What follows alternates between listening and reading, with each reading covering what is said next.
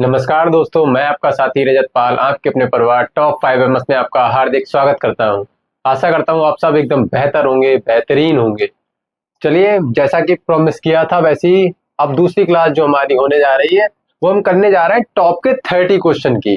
Top top 30 question होंगे आपके पूरे कंप्लीट प्रोज के।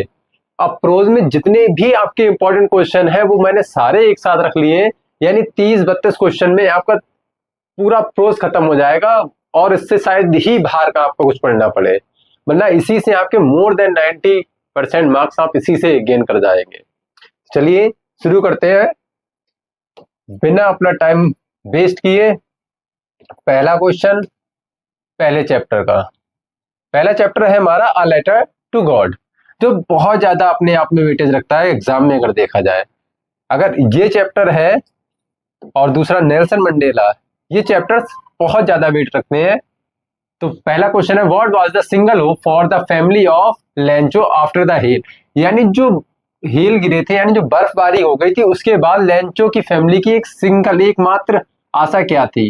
देखो, और दूसरी बात ये मैं बता दूं कि जितने भी क्वेश्चन आंसर मैं करवा रहा हूं वो सब अवतार के क्वेश्चन बैंक से लिए गए, ठीक है। अवतार के क्वेश्चन बैंक अगर आपके पास है तो आप उसमें सीधे टिक करते हुए उसको पढ़ते हुए चलिए, उसको ओपन करके रख लीजिए, उससे करते हुए चलिए।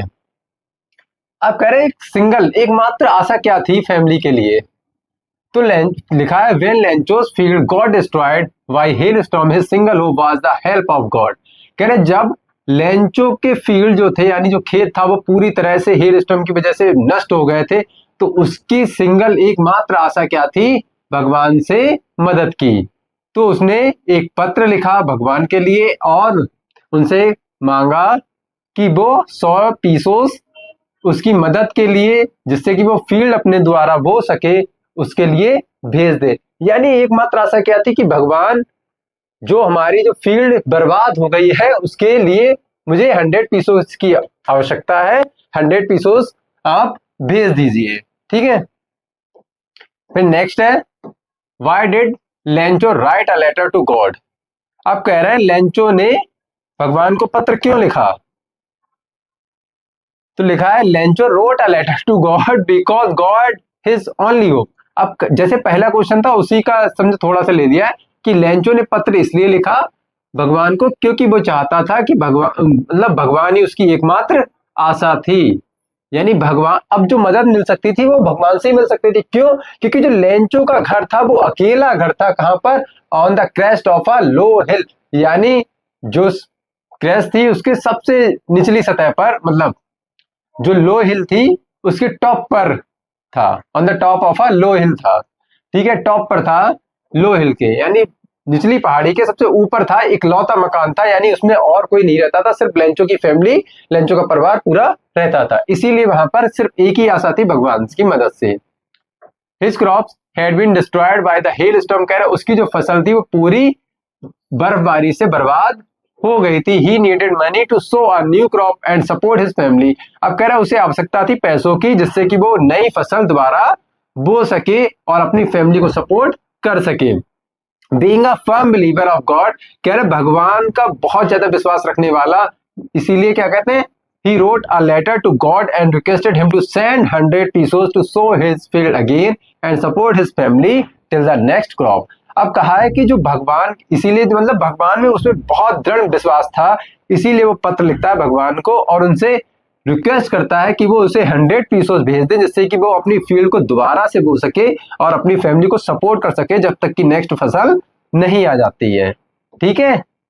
तो इतना हो गया। फिर नेक्स्ट क्वेश्चन है हमारा, सभी क्वेश्चन आप अच्छे से पढ़ लें, एक बार अच्छे से रिवाइज दोबारा अपने आप जरूर कर लें। फिर थर्ड क्वेश्चन है why did the postman laugh heartily, यानी जो पोस्टमैन था वो बड़ी तेजी तेजी से क्यों हंसने लगा था। The postman laughed heartily because for the first time in his career he saw a letter which was addressed to God. अब कह रहे हैं पोस्टमैन बड़ी तेजी तेजी इसलिए हंसने लगा क्योंकि जो पहले बार था उसने जितनी नौकरी कर ली उसके कैरियर का पहले ही बार ऐसा था कि उसने कोई पत्र ऐसा देखा हो जिसमें भगवान का एड्रेस लिखा हो, यानी जिसने भगवान के लिए पत्र लिखा हो। He was surprised to see how Lencho, the farmer, had such a great faith in God। अब कह रहे हैं भय आश्चर्य में था ये देखकर कि लेंचो, जो एक किसान है उसका एक भगवान में कितना महान विश्वास है, मतलब कितना ज्यादा भगवान में विश्वास करता है एक किसान लेंचो। उसके पास और कुछ बचा भी नहीं था भगवान में विश्वास करने के अलावा। फिर लिखा है what did Lencho call the employees of the post office in his letter to God and why. अब कहना है कि लेंचो ने जो एम्प्लॉयज थे उनके लिए लेटर में क्या कहा और क्यों कहा। जो एम्प्लॉयज थे उसको क्या कहते हैं, बंच ऑफ क्रूक्स कहते हैं। क्या कहते हैं, बंच ऑफ क्रूक्स। ये लिखा है, ये लिखा है बंच ऑफ क्रूक्स कहते हैं, यानी चोरों का समूह कहा था।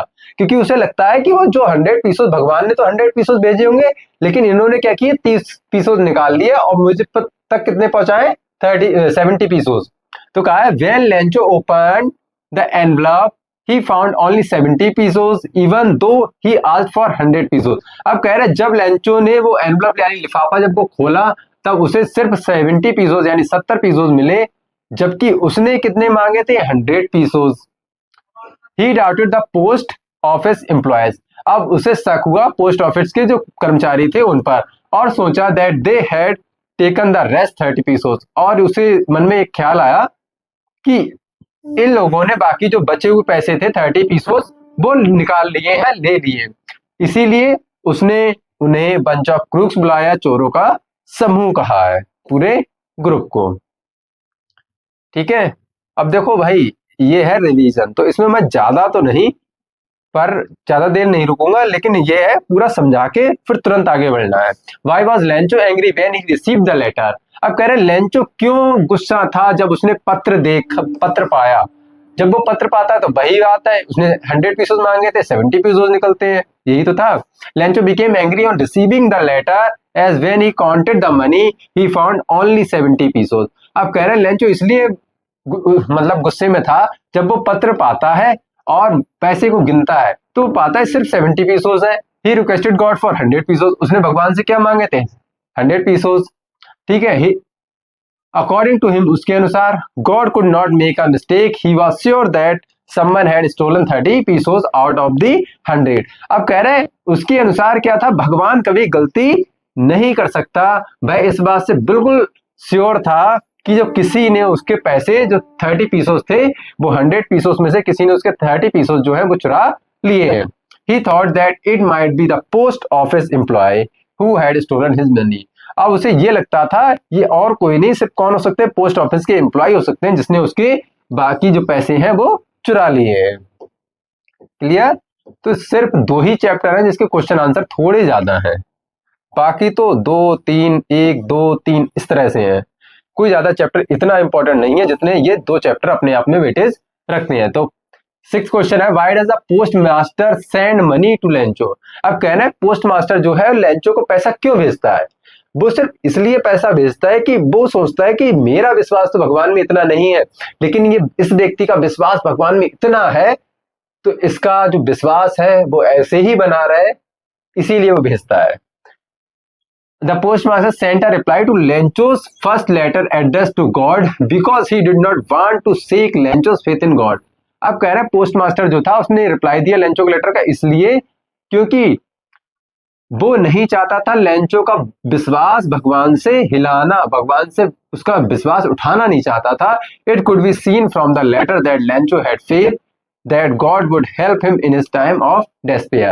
अब कह रहे हैं ये देखा जा सकता है किसमें, लेटर में, कि लेंचो को कितना विश्वास था जब वो लिखता है God would help him in time of despair, कि भगवान जो है दुख में उसकी मदद करेंगे। अब ये सही बात है क्योंकि उन्हें सिर्फ एकमात्र आशा थी उनकी भगवान से।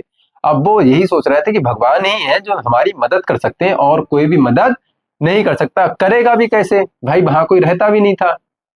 तो how did the rain change into disaster, how did it effect Lencho's field. अब कह रहे हैं जो रेन थी वो विनाशकारी कैसे बन गई, विनाश में कैसे बदल गई। How did it affect Lencho's field, और इसने लेंचो के जो खेत थे उसको कितनी बुरी तरह से प्रभावित किया है। The rain turn into a disaster as it was followed by strong wind and hailstones. कह रहे हैं जो रेन थी वो डिजास्टर यानी आपदा में इसलिए बदल गई क्योंकि ये इसके साथ क्या आने लगे, रेन के साथ तेज तेज हवा चलने लगी और ओले पड़ने लगे थे। All the crops in Lencho's field got destroyed because of the hail stone. अब कह रहे पूरी जो फसल थी लेंचो की वो पूरी बर्बाद हो चुकी थी, क्योंकि जो किसकी वजह से, ओलो की वजह से, ओलो की वजह से लेंचो की पूरी फसल जो है वो अब बर्बाद हो चुकी थी। फिर हमारा सेकंड चैप्टर है Nelson Mandela long walk to freedom. ये हमारे 7 या 7 क्वेश्चन हो गए हैं हमारे, और 7 क्वेश्चन में कंप्लीट हो चुकी है आपका पहला चैप्टर। अब इससे ज्यादा पढ़ना नहीं है फिलहाल, अगर मैं साफ साफ कहूं आपसे तो, बाकी आपकी जैसी इच्छा हो। सेकंड चैप्टर है Nelson Mandela long walk to freedom. तो पहला क्वेश्चन है हमारा,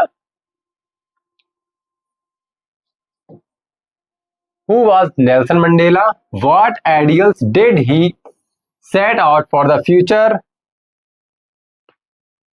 of South Africa in his inauguration speech? अब कह रहे हैं नेल्सन मंडेला कौन थे और उन्होंने क्या आदर्श सुनिश्चित किए भविष्य, साउथ अफ्रीका के भविष्य के लिए। किस पर, जब उद्घाटन की स्पीच दे रहे थे तो उन्होंने क्या क्या एग्जाम्पल सेट किए, क्या क्या आदर्श निश्चित किए थे। तो Nelson Mandela was the first black president of south Africa. ये तो आपको पता होना चाहिए कि नेल्सन मंडेला जो है कब बने थे, 1994 में पहले ब्लैक प्रेसिडेंट बने थे साउथ अफ्रीका के। उससे पहले क्या था, अपार्थीड यानी जो रंग भेद की नीति थी उससे शासन किया जाता था, यानी ब्लैक पीपल को उन्हीं के देश में दबा के रखा जाता था, सप्रेस किया जाता था।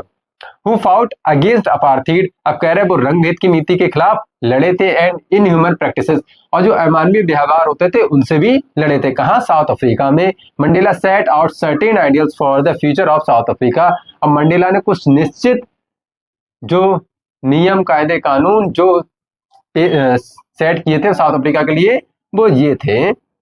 He stated that all people would be free from poverty, deprivation, suffering and discrimination of all kinds. अब कहा है उन्होंने ये कहा कि ऑल पीपल यानी सभी लोग फ्री होंगे गरीबी से, डेप्रीवेशन भुखमरी से, यानी दुख दर्द पीड़ा, मतलब जितनी भी चीजें हैं, डिस्क्रिमिनेशन जो भी उनके साथ भेदभाव होता है, जितनी भी तरह की जितनी भी तरह का उत्पीड़न हो सकता है, कह रहा है वो सभी से सब लोग क्या होंगे, अब फ्री होंगे, मुक्त होंगे, आजाद होंगे। All of them would enjoy equal rights and privileges.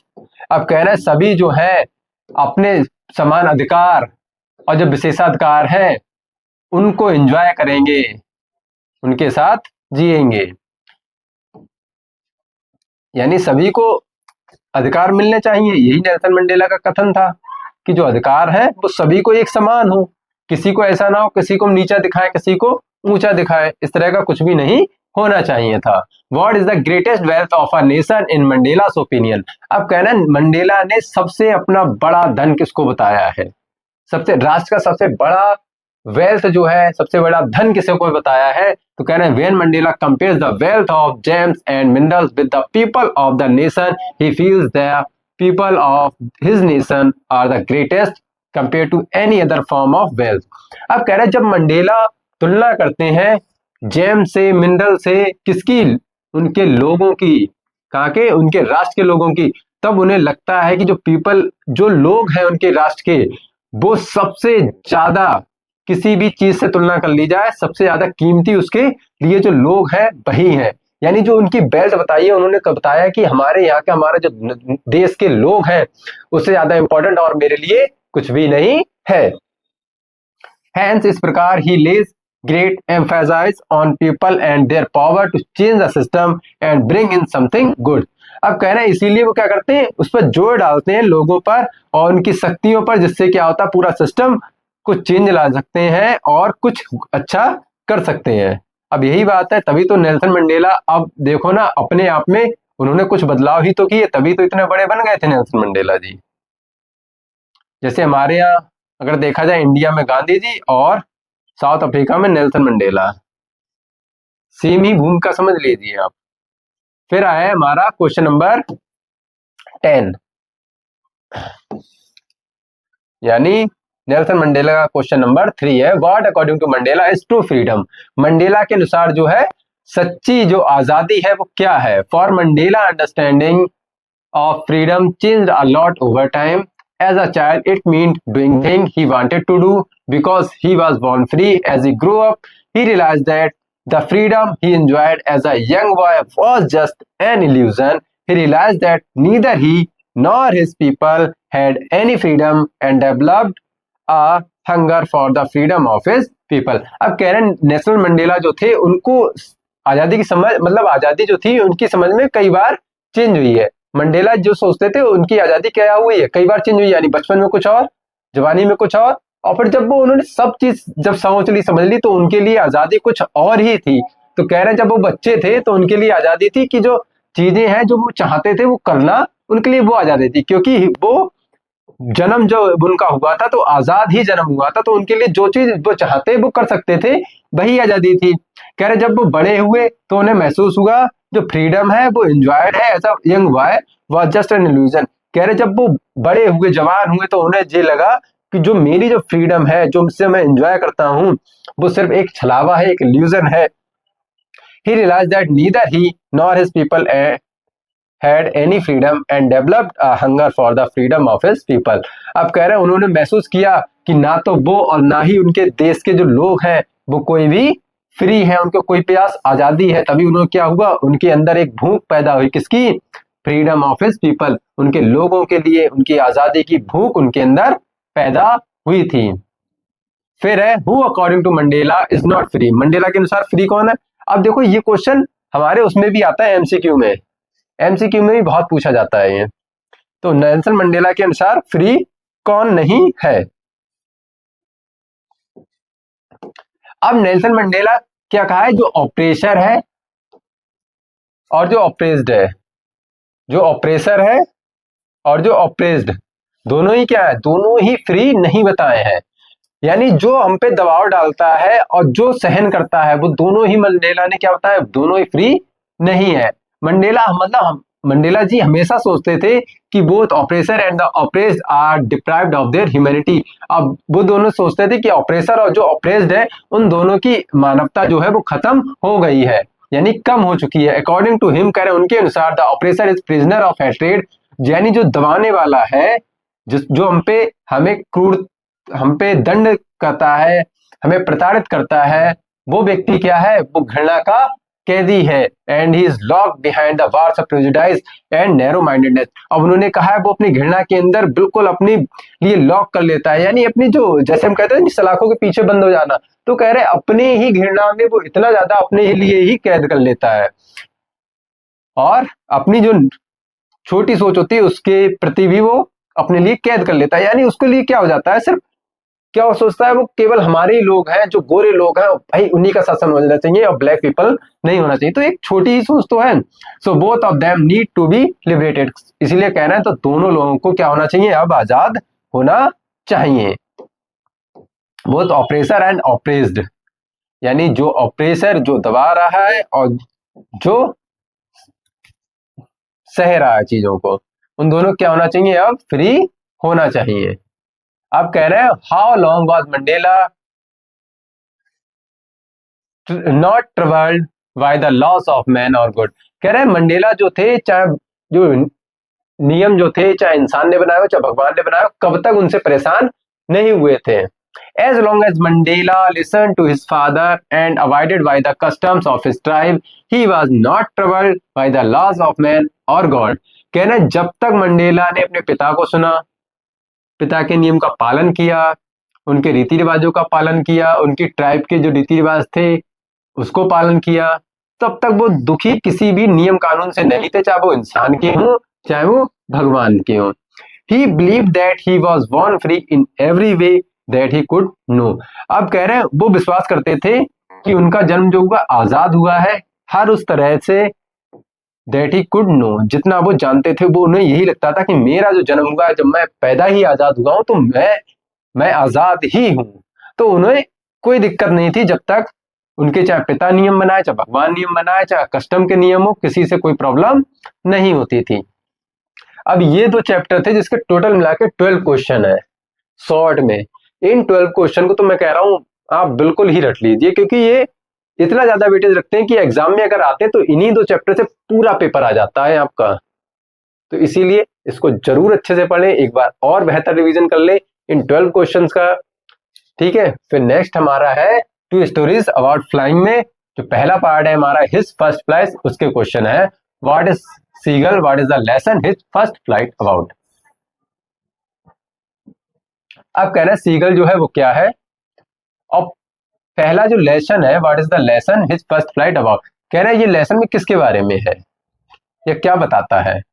ठीक है, a seagull is a bird, the central theme of the lesson his first flight revolves around overcoming fear and embracing courage. अब seagull क्या है, एक पक्षी है, और जो मेन मुख्य जो सेंट्रल थीम है ना, जो जिसके अराउंड सारी स्टोरी हमारी घूमती रहती है, वो क्या है, हिज फर्स्ट फ्लाइट जो चैप्टर है वो किसके अराउंड घूमती रहती है, ओवरकमिंग फियर एंड एम्ब्रेसिंग करेज, यानी डर से उभरना और साहस को बढ़ावा देना, इसके अराउंड ही हमारी पूरी कहानी घूमती रहती है। यानी वही तो है, सीगल क्या है, डरता होता है, तो उसके डर को खत्म करना और उसके साहस को बढ़ाना, जब साहस को बढ़ा देंगे तो डर अपने आप भी खत्म हो जाएगा। The story portrays a young seagull which learns to overcome fear and finds courage as he attempts to fly for the first time. कह रहे ये स्टोरी ये बताती है कि जो यंग सीगल है, जो सीखना मतलब अपने डर से ओवरकम करना चाहता है, डर से छुटकारा पाना चाहता है और साहस पाना चाहता है, जैसे ही वो उड़ने के लिए कोशिश करता है पहली बार में। ठीक है, पहली बार कब उड़ता है, जब उसकी मम्मी उसके लिए खाना लेकर आती हैं और वो उसकी तरफ नहीं देखती हैं और सीधे उड़ जाती हैं, दिखाती हैं, ललचाती हैं और उड़ जाती हैं। Why was young seagull afraid of flying, कह रहे जो यंग सीगल था वो क्यों डरता था, उड़ने से क्यों डरता था। The young seagull was afraid to fly because he felt that his wings would not support him and he would fall from a great height. अब कह रहे हैं जो यंग सीगल था वो डरता था किससे, उड़ने से, क्योंकि वो जानता था कि उसे लगता था, महसूस होता था कि उसके पंख जो है उसे सपोर्ट नहीं करेंगे और वो जो है वो नीचे मतलब ऊंचा, इतनी ऊंचाई से नीचे गिर जाएगा। एज अ रिजल्ट कह रहे हैं इसके कारण हुआ क्या, ही वुड डाई, जिससे क्या होगा, अंत में क्या हो जाएगा, वह मर जाएगा। This fear kept him from flying and he was overwhelmed bye it. अब कह रहे हैं इस डर से क्या this fear kept him from flying, अब इस डर से क्या होगा, उसने मतलब इस डर के कारण वो उड़ ही नहीं पाता था और पूरा ओवरवेल्म हो गया था इसी डर से, भाव विभोर जिसे कहते हैं। कह रहे हैं इसी डर को मतलब उसने इतना ज्यादा अपने ऊपर हावी कर लिया था कि वो उभर ही नहीं पा रहा था। और सेकंड जो चैप्टर है हमारा ब्लैक एरोप्लेन, उससे ज्यादा कुछ आता नहीं है तो मैंने वो रखा भी नहीं है, वो इंपॉर्टेंट भी इतना नहीं है। ठीक है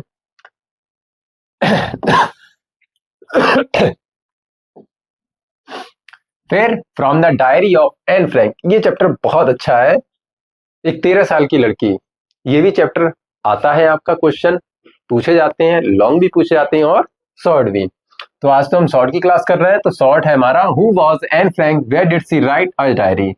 अब कह रहे हैं एन फ्रैंक कौन थी और उन्होंने जो डायरी थी वो कहाँ लिखी थी, तो लिखे Anne Frank was a German war Jewish girl. अब एन फ्रैंक कौन थी, एक जर्मन में जन्मी कौन सी जूइश लड़की थी, यानी जातियां होती हैं उस तरह एक जाति होती थी जूइश, उस जाति की लड़की थी। She wrote a diary while hiding with her family in Amsterdam from Nazis who had occupied the Netherlands during the second world war. कह रहे हैं उन्होंने डायरी लिखी थी जब उन्हें वो छुपी हुई थी अपने परिवार के साथ एम्स्टर्डम में, इससे नाजी से, नाजी लोग जो इसको क्या कर रहे थे, बहुत प्रताड़ित करते थे, यानी इनकी लड़ाई आपस में चलती रहती थी। तो कह रहे हैं जिसने पूरा ऑक्यूपाई कर लिया था यानी कब्जा कर लिया था नीदरलैंड्स पे सेकेंड वर्ल्ड वॉर के समय, यानी सेकेंड वर्ल्ड वॉर जब चल रहा था तो नाजीज लोगों ने क्या कर रखा था, नीदरलैंड पे पूरा कब्जा कर रखा था, इसीलिए ये छुपकर जहां रह रही थी तो उन्होंने वहीं अपनी डायरी लिखी थी। ठीक है, why does Anne Frank say about her father and grandmother in her diary. अब कह रहे हैं एन फ्रैंक जो है अपने पिता और अपनी दादी के बारे में उस डायरी में क्या लिखती हैं, तो लिखा है in her diary and tells us about her father and her grandmother that her father was the most adorable father she had ever seen. अब कह रहे हैं उन्होंने अपनी डायरी में एन बताती हैं हमारे लिए कि उनके पिता जो थे और उनकी दादी जो थी दैट उनके बारे में बताती हैं, किसके, पिता और दादी के बारे में।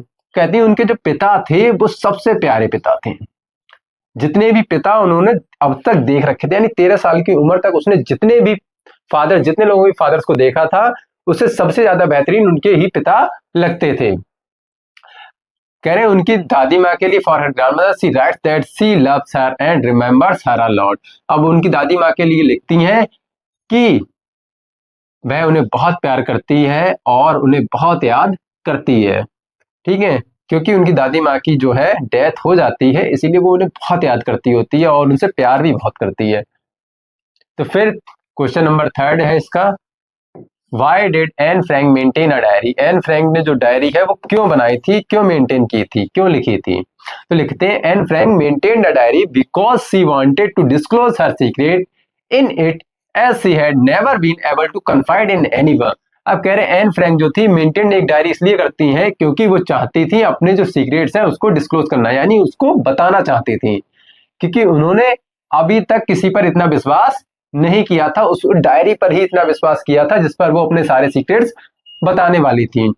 सी होप्ड, उन्हें आशा थी, that the diary which she named Kitty would be a great source of comfort to her as she thought that paper had more patience than people. एक बार हर आएगा। तुम कह रही थी कि उन्हें आशा थी कि जो डायरी है जिसका नाम उन्होंने किटी रखा है वो एक ग्रेट सोर्स होगी, एक महान सोर्स होगी, किसका, उनके कंफर्ट के लिए, उनके आराम के लिए, क्योंकि सी थॉट, वो सोचती थी, the paper had more patience, उन्हें लगता था कि जो पेपर है उनमें आदमी इंसानों से बहुत ज्यादा धैर्य है, इसीलिए उन्हें लगता था कि जो डायरी है वो मुझे बहुत आराम देगी, कि मैं इसमें कितनी भी बार चाहे कुछ भी लिखूं, ये डायरी मुझे हर एक बात मेरी सुनेगी, हर एक बात मेरी लिखेगी और कभी मुझसे कंप्लेंट नहीं करेगी। फिर इसका last question, why does Anne Frank think that paper has more patience than people. अब एन फ्रैंक जो है वो सोचती है कि पेपर में मोर, मतलब क्यों सोचती है कि ऐसा, कि जो पेपर है वो इंसानों से ज्यादा धैर्य रखता है। Anne Frank think that paper has more patience than people because it is, Anne Frank thinks, Anne Frank सोचती हैं कि जो पेपर है उसमें पेशेंस ज्यादा है, किससे, लोगों से, क्योंकि it is devoid to all emotion and passions which is a human suffer. अब कह रहे हैं ये सब उन इमोशन से, उन पैशन से दूर है, इट इज डिवॉइड, दूर है, विच अ ह्यूमन सफर, जिनसे एक आदमी सफर करता है, जिनसे एक आदमी जूझता है। She believe that it listens to her patiently through all her words and emotions. अब उन्हें विश्वास था कि ये जो है मेरे, मतलब जितने भी मैं कहूँ उसको बड़े धैर्य से सुनती है, जितने भी मेरे शब्द है सभी को क्या, बड़े धैर्य से सुनती है, और इमोशंस को भी मेरे बड़े ध्यान से सुनती है, यानी मैं उस पर कुछ भी लिखूं ये पलट के जवाब मुझे नहीं देने वाली, बड़े ध्यान से सब कुछ सुनती है। She could also confide all her secrets in her diary without getting judged. अब कह रही वो अपनी डायरी में सब कुछ कन्फाइड कर सकती थी, सारे सीक्रेट्स बता सकती थी, सब कुछ शेयर कर सकती थी बिना किसी जजमेंट की, यानी कोई इसको कहने वाला नहीं है कि तुम ठीक कर रही हो या गलत कर रही हो। कह रही मैं जो भी जैसी हूं मैं उसमें बिना जज किए अपना सब कुछ लिख सकती थी, यानी मुझे कोई जज करने वाला उस बात पे नहीं है।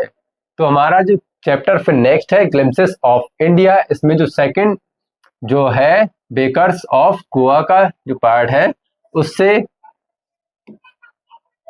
उसमें देखते हैं क्या क्या चीजें हैं, कितने क्वेश्चंस। अब देखा है what were the main preparation of the bakers of Goa, Goa के लोगों का सबसे मुख्य प्रिपरेशन तैयारियां क्या थी। तो bakery products have importance in the culture and traditions of Goa. तो बेकरी प्रोडक्ट्स थे वो एक महत्वपूर्ण थे, किसमें, कल्चर में, ट्रेडिशन में, गोवा के लिए मतलब बहुत ज्यादा इंपॉर्टेंट थे क्या, बेकरी प्रोडक्ट्स। वॉल और sweet bread is the part of marriage gift. अब कह रहे हैं वॉल जो था या मिठाइयां जो थी ब्रेड से बनी हुई, जो क्या थी, शादी के लिए बहुत ज्यादा, मतलब शादी का एक उपहार थी, एक शादी में एक पार्ट बहुत रोल प्ले करती थी। Cakes and bolinhas of coconut cookies are eaten at every festival and the lady of the house prepares sandwiches at her daughter's engagement.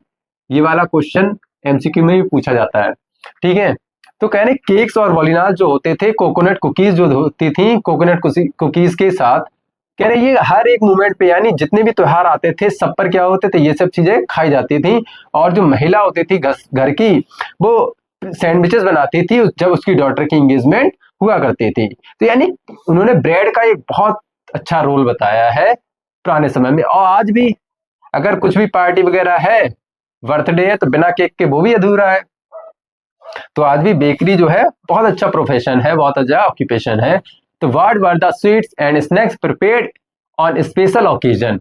कह रहे कौन कौन सी जो स्वीट्स थी, स्नैक्स थी, वो अलग अलग स्पेशल जो ओकेजन थे उन पर कौन कौन सी मिठाइयां बनाई जाती थी। The sweets and snacks including wall breads, cakes and bolinhas were prepared by the bakers on special occasion. अब उन्होंने नाम दे दिए स्नैक्स को मिलाकर, क्या क्या थे। एक था वॉल, ब्रेड्स, केक्स, वॉलिनास, जो थे वो हर एक स्पेशल ओकेजन पे बनाए जाते थे बेकर्स के द्वारा। फिर है question, how did the people of Coorg differ from the Hindu main stream. अब आ गया कुर्ग वाला चैप्टर, इसी का पार्ट है। तो कुर्ग के लोगों में कहा है कि वो जो हिंदू का मुख्य जो धारा थी, मुख्य धर्म जो था, उनसे ये लोग अलग क्यों थे। तो कहा the people of Coorg are descendants of Greeks और अरब। अब कहा जाता है कि जो कुर्ग के लोग थे वो किसके थे, अरब या ग्रीक के माना जाता था। अरब या ग्रीक की जो होते हैं पीढ़ी कह सकते हैं, अरब या ग्रीक के जो थे बेटे या वंशज कह सकते हैं। A section of Alexander's army moved south along the coast and settle there. अब कह रहे हैं अलेक्जेंडर की आर्मी का एक टुकड़ा जो था साउथ की तरफ, जो कोस्ट था, जो किनारा होता है समुद्र का, कह रहा है वहां तक चले गए और वहीं सेटल हो गए थे। These people married among the locals, और इन्होंने वहां के रहने वाले निवासियों से क्या की, शादियां कर ली, जिन्हों which influence their clothing, martial practice and marriages rituals. अब जिसने उन पर प्रभाव डाल दिया, किस पर, उनके कपड़ों पर, उनकी मार्शल जो लड़ाई तलवारबाजी होती थी उन पर, और जो उनकी शादी के रीति रिवाज होते थे उन पर भी प्रभाव पड़ा था। इन दिस वे, इस प्रकार क्या हुआ, people of Coorg differ from the Hindu main stream. इसीलिए कहा जाता है कि जो कुर्ग के लोग हैं वो हिंदू की मेन धारा से अलग है। What is Coorg famous for, कह रहे कुर्ग किसके लिए फेमस है। कुर्ग किसके लिए, कॉफी के लिए। यहाँ कॉफी की स्मेल सच में बहुत प्यारी आती है। Coorg is famous for its coffee plantation. अब कुर्ग किसके लिए फेमस बताया है, कॉफी के प्लांटेशन के लिए, कॉलोनियल बंगलों के लिए, एवरग्रीन रेन फॉरेस्ट के लिए, एंड स्पाइसेस और मसालों के लिए। 30% of its area is covered with evergreen rain forest. अब उसका कितना, 30% जो एरिया है वो कवर रहता है एवरग्रीन रेन फॉरेस्ट, यानी जो हमेशा हरे भरे रहते हैं उन्हें बोलते हैं evergreen rain forest. The best season to visit this place is from September to March. ये क्वेश्चन एमसीक्यू में भी पूछा जाता है, ठीक है। जो यहाँ पर सबसे बेहतरीन सीजन होता है वो सितंबर से मार्च तक का होता है विजिट करने का, यानी यहाँ घूमने के लिए सितंबर से मार्च तक का समय बहुत बेहतरीन है। The air is full of coffee smell, और जो इसकी हवा है उसमें पूरे में क्या होता है, कॉफी की स्मेल घुली हुई रहती है। फिर नेक्स्ट है, where were Rajveer and Pranjal going, why was Pranjal father there. अब ये हमारा थर्ड पार्ट जो है, टी फ्रॉम असम, उसका पार्ट, उसका चैप्टर के क्वेश्चन आंसर शुरू हो गए। Where were Rajveer and Pranjal going, Rajveer और प्रांजल जो है वो कहाँ जा रहे थे, और why was Pranjal father there, और प्रांजल के पापा वहां क्यों थे। Rajveer and Pranjal were going to Assam. अब क्या कह रहे हैं, राजवीर और प्रांजल के पापा मतलब जे कहाँ जा रहे थे, असम जा रहे थे। Pranjal had invited Rajveer to spend the summer vacation there. अब प्रांजल ने राजवीर को इनवाइट किया था कि वो समर जो वेकेशन है यानी गर्मियों की छुट्टियां वो मेरे साथ बिताए। Pranjal father was the manager of a tea garden in Assam. अब कहा प्रांजल के जो पिता थे वो मैनेजर थे किसके, टी गार्डन के असम में। So he wanted Rajveer to visit the tea garden there and know about how tea is grown.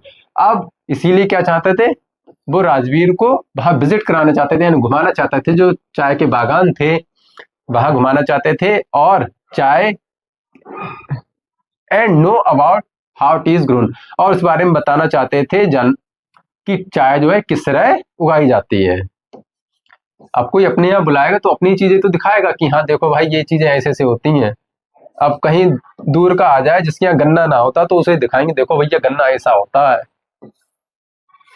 किसी किसी को तो यही नहीं पता है कि गन्ने को ही काट के मतलब गन्ने की खेती होती है, जो गन्ने की काट के नीचे जमीन में लिटा दिया जाता है और फिर उसके ऊपर मिट्टी डाल दी जाती है, उसी से गन्ने निकल जाते हैं। किसी किसी को लगता है बीज आता है उसका अलग से। What does the writer say about the tea from Assam? कह रहे हैं राइटर जो है वो क्या कहते हैं टी फ्रॉम असम के बारे में। Tea Assam is known as the tea country. अब असम को क्या कहा जाता है? चाय का देश कहा जाता है, चाय प्रदेश कहा जाता है। It has the world's largest concentration of tea plantation. अब इसमें क्या है, वर्ल्ड मतलब जितना वर्ल्ड में है उससे सबसे ज्यादा कहाँ, सबसे बड़ा जो कंसंट्रेशन है, सबसे ज्यादा चाय जहां पर पाई जाती है वो क्या है? हमारा असम है। A large number of tea gardens can be found there. अब कह रहे हैं चाय का बागान जो है सबसे ज्यादा यहीं पाया जाता है। Everywhere in Assam a sea of tea bushes can be seen as far as the eyes could see. अब कह रहे हैं हर जगह असम में चाय के जो पेड़ पौधे हैं वो देखे जा सकते हैं, जहां तक तुम्हारी निगाह पहुंचती है वहां सब चाय ही चाय दिखेगी असम में। Most of the T grown in Assam is supplied all over the world. अब कह रहे हैं चाय में से बहुत सारी चाय जो यहाँ उगाई जाती है उसमें बहुत सारी चाय जो है असम की जो सप्लाई होती है पूरे देश, पूरे विश्व भर में, यानी असम की चाय है जो पूरे विश्व भर में सप्लाई की जाती है क्योंकि बहुत अच्छी चाय कही जाती है। अब हम पहुंच चुके क्वेश्चन नंबर 25 पे। लगभग 32 क्वेश्चन है हमारे, यानी 7 क्वेश्चन कुल बचे हैं। मैडम राइट्स दी बस। ये चैप्टर अपने आप में इंपॉर्टेंट है। What did बल्ली do after she got into the bus? अब कह रहे हैं बल्ली क्या करती हैं जब वो बस में बैठती है, उसके बाद बल्ली क्या करती हैं? When बल्ली got into the bus, कह रहे जब बल्ली बस में बैठती हैं, she looked at everything very thoroughly। तो वो हर चीज को बड़े ध्यान से देखती हैं। वो बताती नहीं है कि बस पे देखो किस तरह सिल्वर अंदर की जो वॉर्स हैं वो सिल्वर की है, कि बाहर एक लाइन भी पड़ी हुई थी, मतलब बस का पेंट वगैरह सब कुछ बड़े ध्यान से देख लेती हैं। When she looked outside, जब वो बाहर देखती हैं, she found her view cut off by the canvas blind that covered the lower part of her window। अब कहने तब वो पाती है, जब वो बाहर देखती है तो उनको जो कैनवास होता था उससे लग रहा था उनका जो व्यू है वो पूरी तरह से विजुअल नहीं हो पा रहा है। और फिर वो बाद में क्या करती हैं, सीट पर बैठ जाती हैं, आराम से सीट पर खड़ी हो जाती हैं, बैठती नहीं सॉरी खड़ी हो जाती हैं और खड़े होकर पूरे व्यू का नजारा लेती हैं। फिर नेक्स्ट है, how did the bus conductor receive Valli. Bus conductor ने बल्ली को कैसे रिसीव किया, यानी कैसे चढ़ाया था। द बस कंडक्टर रिसीव्ड बल्ली रेस्पेक्टफुली। तो बस कंडक्टर ने उसे बहुत ही रेस्पेक्ट से रिसीव किया था। The conductor refer to her as madam. और कंडक्टर उसको क्या कहता था? मैडम कहता था। As he behaved like a grown up woman and did not think that she was a child. क्योंकि वो जो थी वो ऐसा करती थी, ऐसे बिहेव कर रही थी जैसे मान लो वो बहुत ज्यादा बड़ी हो गई हो, एक महिला की तरह। और उसे ये नहीं लगता था कि वो एक बच्ची है। बच्ची भी कितनी है? 8 ईयर की। बच्ची भी कितने साल की थी? 8 साल की थी। फिर नेक्स्ट है, व्हाट मेड बल्ली सैड ऑन रिटर्न जर्नी। कह रहे बल्ली को जब वो लौट रही थी या जब वो यात्रा कर रही थी तो उसे किस चीज ने उसे उदास कर दिया था। तो क्या उदास करता है? जब वो गाय को मरा हुआ देखती है। Balli refuse to look out of the window on her way back as she saw the dead body of the cow that was running towards the bus when she was going to town. This made her sad and frightened. अब कह रहे हैं बल्ली जो है बाहर देखना, window को बाहर देखना मना कर देती है जब वो वापस लौट रही होती है। क्यों मना कर देती है?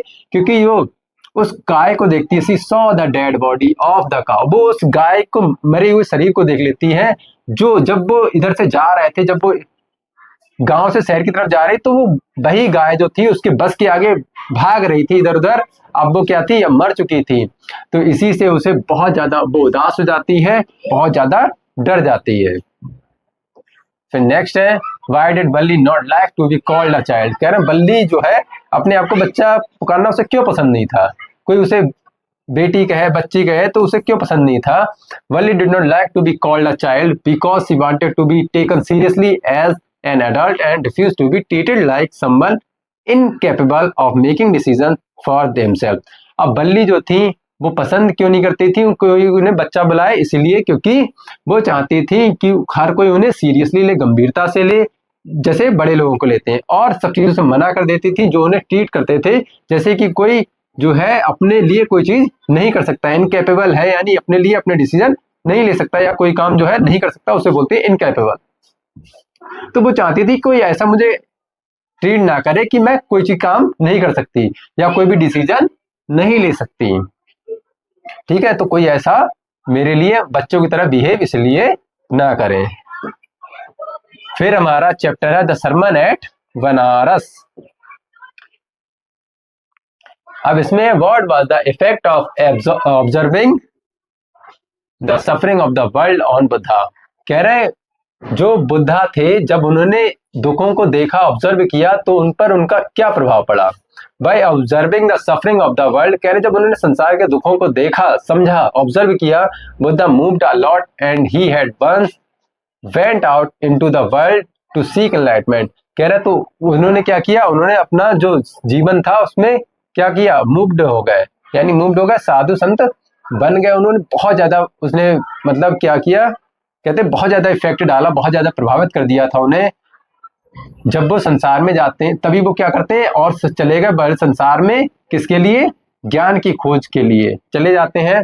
Concerning the sorrow he had witnessed, Buddha wandered for 7 years and finally sat under a peepal tree where he vowed to stay until enlightenment came. अब कह रहे हैं फिर वो उन दुखों को सोचते हुए क्या करते हैं, सब बुद्धा जो होते हैं इधर उधर घूमते रहते हैं 7 सालों तक। कब तक, 7 सालों तक बुद्ध जी घूमते रहते हैं, और अंत में पीपल के वृक्ष के नीचे बैठते हैं जाके, जहां उन्हें ज्ञान प्राप्त होता है, तब तक वो वहीं पर बैठे रहते हैं। यानी जब तक उन्हें ज्ञान प्राप्त नहीं हो जाता तब तक कहां पर वो अपनी क्या कहते हैं, साधना करते हैं, एक पीपल के वृक्ष के नीचे, जो बोध गया बिहार में है। How did Gautam Buddha convince Kisa Gotami that death is unavoidable. कह रहे हैं गौतम बुद्ध ने कैसे कन्विंस करते हैं कीजा गौतमी को कि जो डेथ है उसे कोई भी अवॉइड नहीं कर सकता। यानी डेथ यानी जिसका जन्म हुआ है वो मरेगा ही, ठीक है, उसे अवॉइड नहीं कर सके, उसे नकार नहीं करते। Buddha change Kisa thinking with the help of a simple act. He asked her to get a handful of mustard seed from that house where no one had died. अब कह रहा है बुद्धा ने जो थे कीजा की पूरी सोच को बदल दिया था एक सिंपल से एक्ट से। उन्होंने मांगा, उससे कहा कि जाओ एक मुट्ठी जो है मस्टर्ड के दाने ले आओ। मस्टर्ड मीन्स राई, जो लाई बोलते हैं हम, राई। कह रहे उसके दाने ले आओ, ऐसे घर से लाना जहां आज तक कोई भी ना मरा हो। शुरुआत में तो सी कुड नॉट अंडरस्टैंड इट, कह रहे शुरुआत में तो उसे कुछ समझ नहीं आया, but gradually she understood that death is unbeatable inevitable. कह रहे हैं लेकिन धीरे धीरे क्या हुआ, उन्होंने सोचा जो डेथ है उसको नकारा नहीं जा सकता, यानी जो जिसका जन्म हुआ है उसका मरना तय है, उसकी मृत्यु तय है। Why was कीजा Gautami in so much grief? What did she learn in the end? अब कह रहे हैं कीजा गौतमी जो थी वो इतनी ज्यादा दुखी क्यों थी, और अंत में उन्होंने क्या सीखा। तो कीजा गौतमी क्यों दुखी थी और अंत में उन्होंने क्या सीखती हैं, तो लिखा है कीजा Gautami was in so much grief because her only son had died। अब कह रहा है कीजा गौतमी इसीलिए बहुत ज्यादा दुखी थी, बहुत ज्यादा दुख में थी, ग्रीफ होगा यहाँ पर, ग्रीफ दुख में थी क्योंकि उनका जो एकमात्र बेटा था वो मर चुका था। In her hour of grief she carried her dead child to all her neighbours and asked them for medicine but no one could help her. कह रहे अपने दुख में वो क्या कर रही थी, जब उनका दुख बहुत ज्यादा था तो अपने बेटे को जो मरा हुआ था उसको लेके हर एक पड़ोसी के पास जा रही थी, उनसे पूछ रही थी कोई उसे दवाई दे दे, कोई उसकी हेल्प कर दे। इन दी एंड कह रहे अंत में Kisa Gotami learn that death is unavoidable, यानी कीजा गौतमी लास्ट में क्या सीखती कि डेथ है उसको नकारा नहीं जा सकता। Death is the ultimate fate that a human being would meet. कह रहे अंत में क्या है, मृत्यु, भगवान मतलब जो हमारा भविष्य है, जो हमारा भाग्य है, उसमें क्या है, डेथ जो है अल्टीमेट है। डेथ का ह्यूमन बीइंग मतलब ऐसा नहीं हो सकता कि मतलब इंसान की मृत्यु ना हो, यानी डेथ अंत में होनी ही होनी है।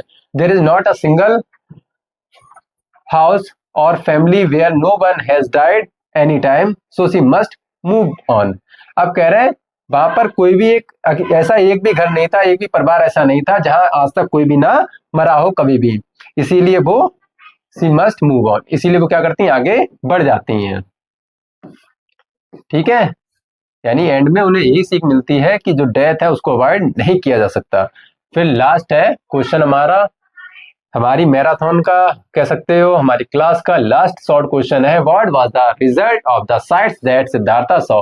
कह रहे जो रिजल्ट है उन परिणामों का जो उन्हें देखते हैं, मतलब जो साइड से कहते हैं जो दृश्य उन्होंने देखे थे सिद्धार्था ने, उनका क्या प्रभाव की पड़ा, क्या रिजल्ट था। The sides of the suffering of the world that Siddhartha saw, कह रहे जब उन्होंने वो दृश्य देखे किसके, इंसानों के सफरिंग करते हुए यानी परेशानी से जूझते हुए संसार के, मूव्ड हिम अ लॉट, कह रहे उन्होंने बहुत ज्यादा उन्हें मतलब बहुत ज्यादा उन्हें झकझोर के रख दिया था।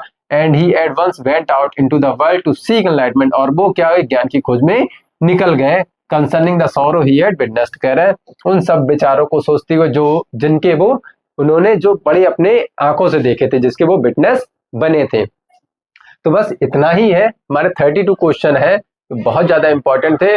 बस एक क्लास में आपके ये खत्म हो गए। अब एक क्लास आपकी लॉन्ग क्वेश्चन होगी जिसमें मात्र 8 क्वेश्चन में आपके लॉन्ग पूरी तरह से खत्म हो जाएंगे। तो चलिए मिलते हैं अपनी नेक्स्ट वीडियो में लॉन्ग क्वेश्चन के साथ। तब तक आप पढ़ते रहिए, आगे बढ़ते रहिए, रिवीजन करते रहिए। नमस्कार, जय हिंद।